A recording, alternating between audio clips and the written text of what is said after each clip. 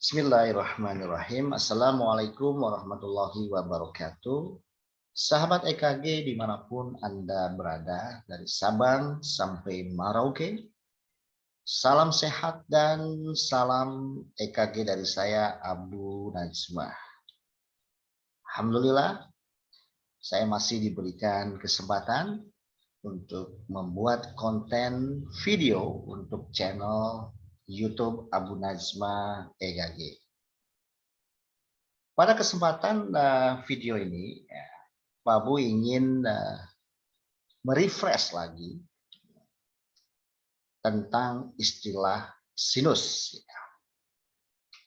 Harapannya adalah pemahaman EKG buat teman-teman yang pernah belajar EKG bersama saya, baik itu alumni yang kelas online ataupun offline, lebih mantap pemahamannya. Bagi teman-teman yang belum pernah belajar di kelas Pak Abu, apabila apa yang Pak Abu sampaikan ternyata kok tidak sama dengan apa yang didapatkan teman-teman saat mengikuti pembelajaran EKG, baik itu di acara seminar, workshop, ataupun pelatihan EKG, mangga silakan Pak Abu open untuk diskusi, ya. Boleh teman-teman tulis di kolom komentar YouTube, ya, atau boleh langsung japri Pak Abu, WhatsApp Pak Abu, silakan. Nah, tapi ingat, ya, niatkan dengan niat yang baik, ya, yaitu untuk kebaikan bersama. Bisa dimengerti, teman-teman? Ya. Baik, kita mulai. Pak Abu mulai dengan pertanyaan dulu. Apa sih yang dimaksud dengan sinus? Ya. Atau ada yang bilang irama sinus. Nah, masih ingat nggak, teman-teman alumni? Nah, harusnya ingat, ya. Nah, baik. Jadi teman-teman, ya, mungkin pernah mendapatkan pembelajaran EKG yang mana pengajarnya saat memberikan contoh latihan, ada yang bilang begini, coba tentukan iramanya sinus atau bukan. Pernah nggak begitu? Nah, tolong jangan gagal paham. Itu maksudnya sumber irama. Begitu teman-teman, ya. Ini mungkin biar lebih cepat langsung disampaikan ke peserta iramanya sinus atau bukan. Nah, tapi ini sebenarnya kalau kita terus-terusan begini takutnya jadi salah persepsi. Jadi sebaiknya yang lengkap. Sumber iramanya apakah sinus atau bukan, begitu. Jadi begini teman-teman, ya, salah satu step dalam membaca EKG adalah kita harus bisa menentukan atau memastikan EKG yang kita baca ini sumber iramanya dari mana, atau dengan sumber irama dari mana. Atau dengan kata lain, boleh saja sumber pacemaker-nya dari mana. Atau bisa juga dengan kata lain, sumber utama listriknya dari mana. Atau bisa juga dengan kata lain, titik asal impulsnya dari area mana. Atau irama dasarnya dari mana.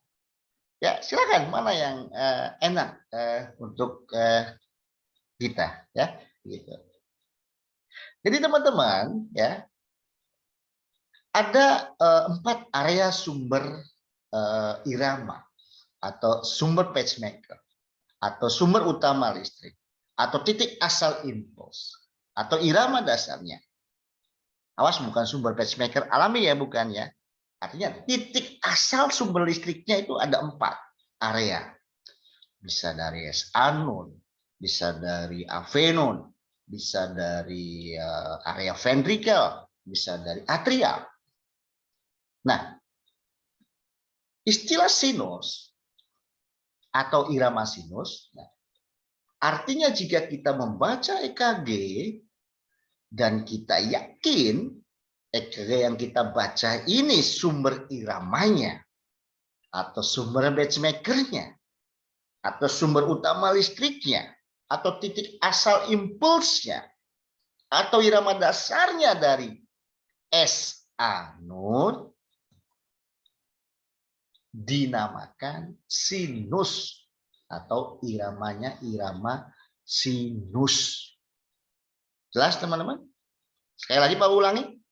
Kalau kita baca EKG, ya yakin bahwa sumber pacemakernya atau sumber iramanya ya berasal dari S anod dinamakan sinus atau irama sinus.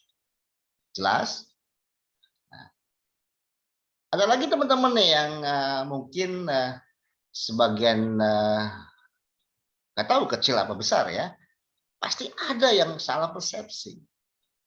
Mungkin dikiranya irama sinus itu sama dengan sinus ritem. Ada nggak yang punya persepsi seperti itu? Sinus ritem sama dengan irama sinus.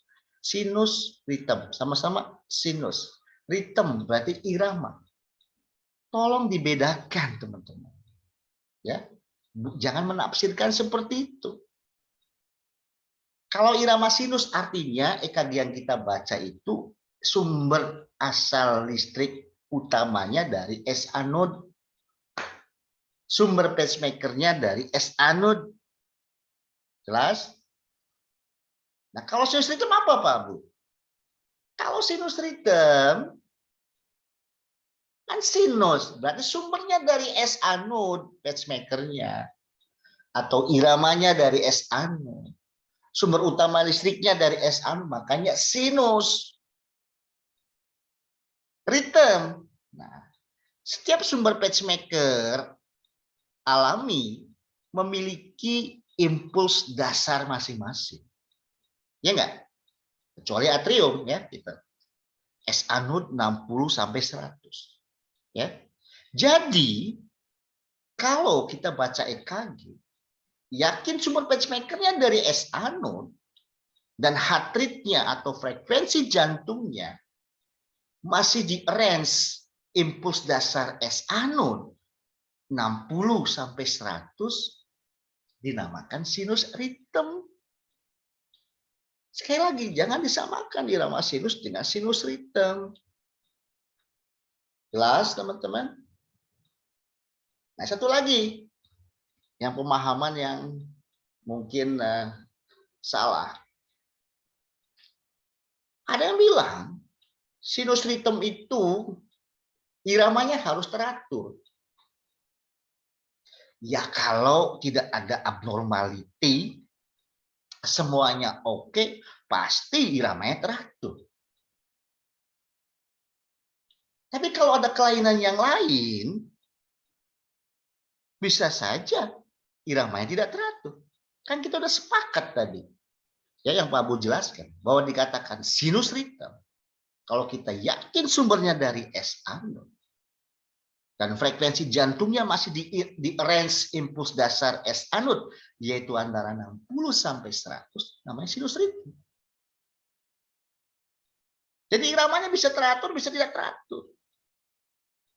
Ya, makanya pada saat penamaan ditambahkan embel-embelnya sinus ritem yang disertai dengan apa masalahnya? Disertai dengan misalkan adanya AV block tipe 1 misalkan. Jadi ada masalah gitu. Apa masalahnya? AV block secondary tipe 1. Itulah yang membuat irama jadi tidak teratur.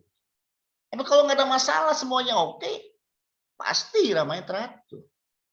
Jelas teman-teman? Oke, lanjut. Nah, Apakah tepat nih teman-teman bahwa ciri gambaran EKG dikatakan sinus atau irama sinus? Ada yang bilang begini, pertama, adanya gelombang P yang diikuti oleh kompleks QRST. Menurut teman-teman tepat tidak? Silakan jawab dalam hati saja. Oke, anggap saja kompleks QRS-nya normal. Gelombang T-nya normal. Tepat tidak? Bahwa ada yang bilang ya bahwa sinus atau dikatakan sinus katanya adanya gelombang P yang diikuti oleh kompleks QRS dan gelombang T. Coba teman-teman gunakan akal sehat kita, logika kita. Kalau misalkan ya kompleks QRS, maaf, kalau kita mengamini bahwa sinus itu adalah atau dikatakan sinus atau irama sinus apabila adanya gelombang P yang diikuti oleh kompleks QRST, kalau misalkan nih kompleks QRS-nya abnormal atau ST segmen atau gelombang T-nya abnormal, apakah tidak boleh dikatakan irama sinus atau sinus? Kalau Anda bilang tidak boleh, artinya Anda gagal paham. Ya, begitu. Sekali lagi, kalau teman-teman punya persepsi ya bahwa dikatakan sinus jika adanya gelombang P yang diikuti oleh kompleks QRST, anggap aja kompleks QRST-nya normal ya. Ini yang saya takutkan sebenarnya. Adanya gagal paham gitu loh. Akhirnya jadi bingung selamanya. Misalkan nih, ada yang punya persepsi, ini yang Pak Bu takutkan. Kalau P-nya normal, bagus. Ya, mereknya kucing atau si manis. Tapi kompleks QRS-nya abnormal. ST segmennya misalkan abnormal atau gelombang T-nya abnormal. Apakah tidak boleh dikatakan irama sinus atau sinus? Kalau tidak boleh berarti Anda gagal paham. Ya. Satu lagi teman-teman. Kalau kita mengaminin atau membenarkan bahwa irama sinus atau sinus apabila adanya gelombang P yang diikuti oleh kompleks QRST. Terus misalkan kalau ada gelombang P yang jumlahnya lebih dari 1, 2 atau 3 misalnya. Seperti pada kasus AV block second degree atau total AV block. Coba teman-teman googling ya gambaran EKG ini. Itu kan gelombang P-nya lebih dari 1. Ya enggak? Apakah tidak boleh dikatakan sinus? Kalau Anda bilang tidak boleh, berarti Anda gagal paham. Jadi apa dong Pak Bu? Adanya gelombang P yang diikuti kompleks QRST. Kalau adanya gelombang P diikuti oleh kompleks QRST, atau dengan kata lain, 1P diikuti oleh 1 kompleks QRST. Itu mah salah satu, ingat, salah satu, one of the ciri EKG normal. Ya enggak? Kalau kita menemukan gelombang P normal, mereknya kucing atau si manis, kompleks QRS-nya normal, gelombang T semuanya normal. Apa kita berhak mengatakannya EKG normal? Belum tentu. Ini kan cuma salah satu dari ciri EKG normal. Untuk mengatakan EKG normal, ya kita harus melihat parameter yang lainnya. Bukan hanya ada gelombang P diikuti kompleks QRST. Jelas teman-teman?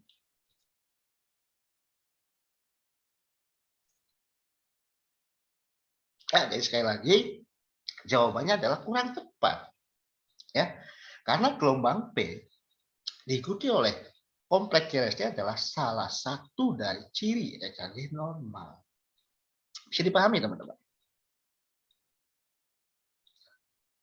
Oke, berikutnya ada lagi yang menganalogikan seperti ini.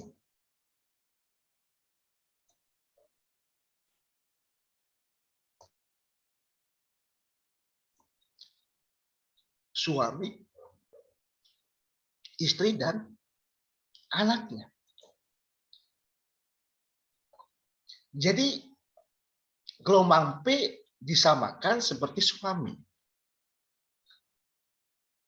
Kompleks QRS disamakan seperti istri. Gelombang T disamakan seperti anak-anaknya. Sebenarnya penjelasannya sama seperti kriteria yang di atas. Adanya gelombang P yang diikuti oleh kompleks QRST. Sama-sama ini kurang tepat, analogi yang kurang tepat. Bahkan mungkin keliru. Ya, gitu. Oke, anggap saja misalkan EKG normal itu sama dengan sakinah mawaddah warohmah, misalkan, ya. Gitu. Jadi dikatakan normal EKG, maaf, salah satu ciri EKG normal yang seperti saya jelaskan di atas, ada gelombang P diikuti oleh kompleks QRST atau 1:1. Itu ciri EKG, salah satu ciri EKG normal. Idealnya keluarga yang sakinah mawaddah warohmah ya harus ada suami, harus ada istri, harus ada anak-anaknya. Ya enggak? Tapi kalau cuma ada suami, ada istri, ada anaknya, apakah bisa dipastikan keluarganya sakinah mawaddah warohmah? Belum tentu kan? Karena untuk bisa mengatakan keluarga sakinah mawaddah warohmah ya semuanya harus bertanggung jawab sebagai suami, sebagai istri, sebagai anaknya. Ya enggak? Suaminya ganteng, ya, bertanggung jawab, istrinya soleha, sayang sama suami, sayang sama anaknya. Begitu juga anaknya soleh-soleh, pinter-pinter. Insya Allah sakinah mawaddah warohmah. Tapi kalau cuma suami, istri, ada anaknya, apakah bisa dipastikan sakinah mawaddah? Belum tentu. Nah, makanya kalau kita menggunakan analogi seperti ini untuk parameter sinus atau bukan, ya menurut Pak Abu kurang tepat. Ya enggak? Kurang tepat teman-teman ya. Nah, ditakutkan salah persepsi. Kalau istrinya tidak baik, tidak melaksanakan tugasnya sebagai seorang istri, terus nanti kita bilangnya ini bukan irama sinus. Kalau kita begitu persepsinya salah. Atau misalkan anaknya tidak baik. Karena saking banyaknya duit digunakan untuk narkoba misalnya. Terus kita tidak bisa mengatakan sinus gitu. Ya nggak bisa. Ya, gitu. Ya kan? Atau misalkan istrinya baik, anaknya baik, ya. Semuanya istri dan anaknya bertanggung jawab, ya kan? Soleh dan soleha misalnya. Tapi suaminya ada dua. Suaminya ada dua. Pernah nggak teman-teman mendengar istilah atau mendengar ada istri punya suami dua, tapi suaminya kembar? Benar nggak? Nggak ada. Ya makanya saya bilang ini analogi yang kurang pas, tidak tepat, bahkan keliru untuk mengatakan sinus atau bukan. Terus kalau suaminya ada dua atau lebih dari satu, ada tiga, ada empat, terus kita bilang bukan sinus begitu. Ya salah kalau kita bilang bukan sinus. Makanya Pak Abu contohkan dengan kasus seperti apa? AV block, second degree, baik tipe 1 atau tipe 2, atau total AV block. Itu kan gelombang P-nya lebih dari 1. Suaminya lebih dari 1 kalau memang suami sama dengan gelombang P. Ya enggak?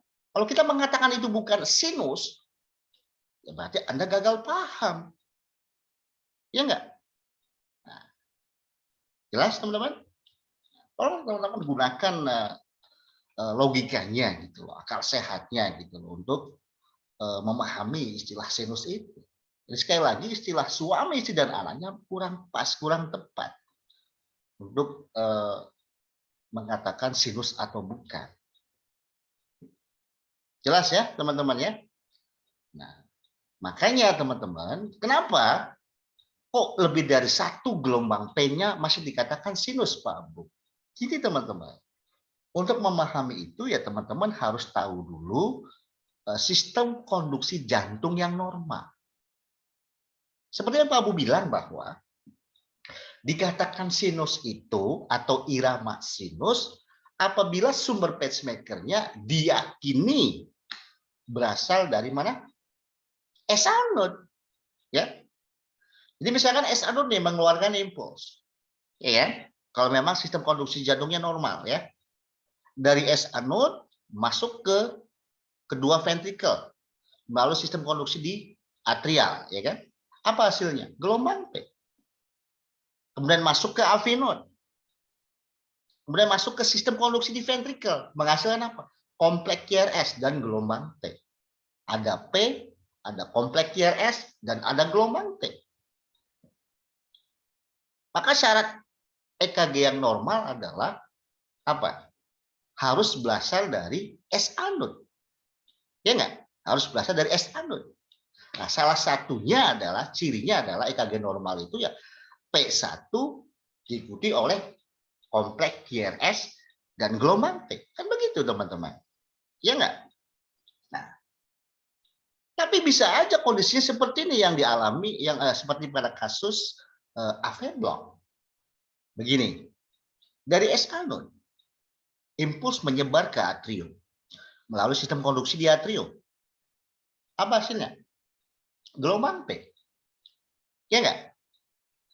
Nah, kalau impuls dari atrial diteruskan ke ventrikel, maka gelombang P-nya akan diikuti oleh kompleks QRS. Ya enggak? Harusnya kan begitu.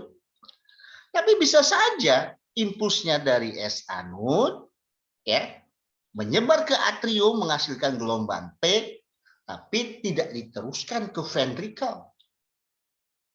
Jadi apa yang terjadi? Gelombang P-nya tidak diikuti oleh kompleks QRS. Jadi bisa saja gelombang P-nya lebih dari 1.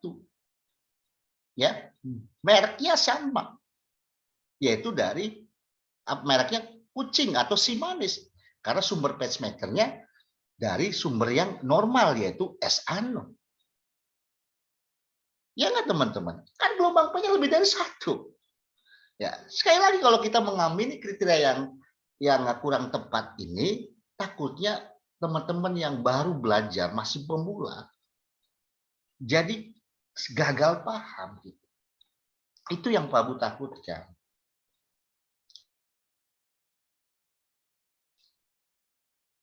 Makanya Pak Abu coba dengan meluruskan dengan video ini, mudah-mudahan ya teman-teman bisa menerimanya gitu.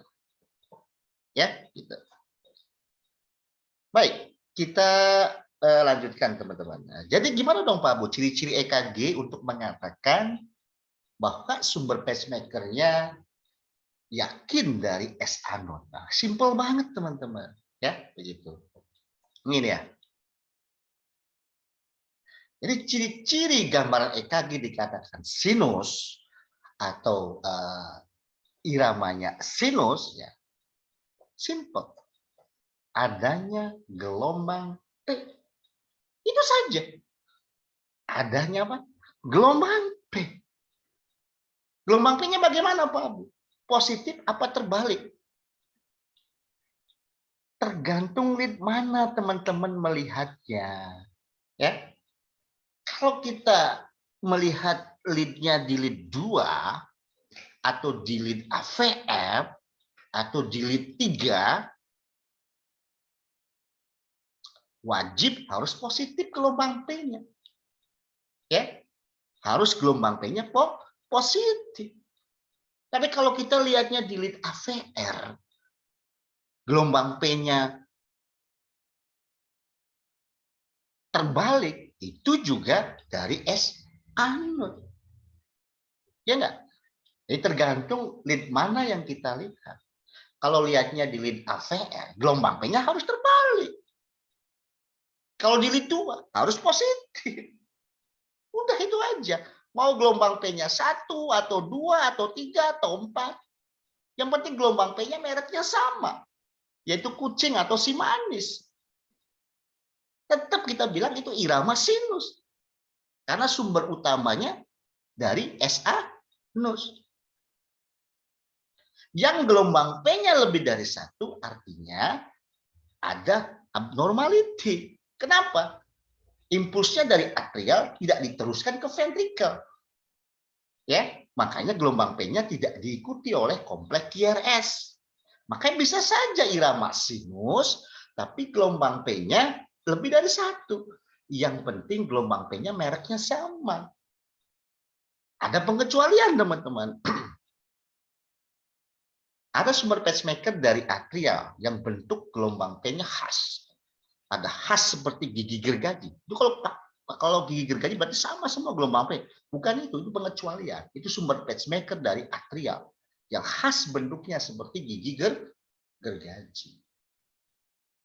Makanya Pak Bu selalu menekankan dalam kelas, jangan pernah mengabaikan step mapping.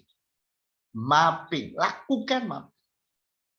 Biar teman-teman tidak kesulitan dalam membedakan mana gelombang P yang dari SA, mana gelombang P yang dari atrial, dan seterusnya. Bisa dipahami, teman-teman? Ya, jadi sekali lagi, ya, bagi teman-teman yang waktu belajar EKG, mendapat pembelajaran EKG, seperti yang Pak Bu jelaskan tadi, yang tidak seperti yang Pak Bu jelaskan, yaitu sinus, dikatakan sinus gelombang P diikuti kompleks QRS. Atau dikatakan sinus apabila dianalogikan seperti suami yang diikuti oleh istri dan anaknya. Sekali lagi itu kurang tepat. Ya. Dan sekali lagi, kalau kita yakin ya bahwa sumber pacemaker-nya dari S anode, apa cirinya? Ada gelombang P. Lihat di lead 2, kalau lead 2-nya positif, yakin itu dari S anode. Kalau lihatnya di AVR, gelombang P-nya terbalik, yakin itu dari S anode atau irama sinus. Begitu, teman-teman. Makanya di buku-buku selalu dikatakan, EKG yang baik atau yang normal, P-nya selalu positif di lead 2 dan negatif di lead AVR. Ya, gitu. Bisa dipahami, teman-teman. Ya, saya rasa itu saja.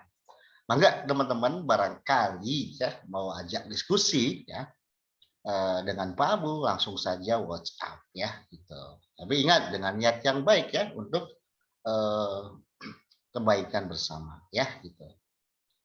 Jadi Pak Abu kurang lebihnya mohon maaf ya. Barangkali apa yang Pak Abu sampaikan ada yang tidak berkenan ya. Insya Allah Pak Abu niatnya hanya ingin diskusi ya, ingin meluruskan apa yang Pak Abu pahami tentang istilah sinus dari guru-guru atau mentor yang pernah Pak Abu temukan, baik yang di Indonesia maupun yang di luar negeri. Terima kasih. Saya akhiri. Assalamualaikum warahmatullahi wabarakatuh.